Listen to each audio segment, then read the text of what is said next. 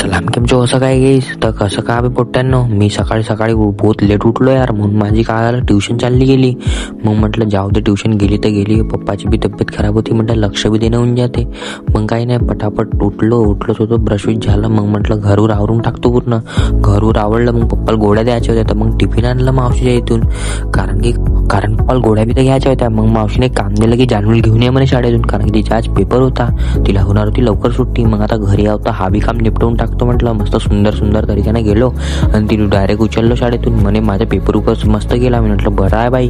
मग काही नाही आम्ही घरी आलो तर मावशी म्हणे बापू जेवण घे म्हणे, दिवस टाईम झाला म्हणे. मी म्हटलं ठीक आहे मावशी जेवण घेतो. मग जेवण केलं आणि भट्ट झोपून गेलो.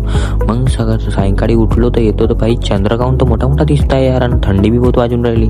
लक्ष ठेवा गाईज. मग काही नाही जानू मस्त पोळ्या करत होती, म्हटलं सट्ट जेवून टाकतो. मग इथे विस्तू भेटली होती, थोडीशी आग शेकतो. चला मग भेटू गाईज दुसऱ्या ब्लॉगमध्ये. बाय.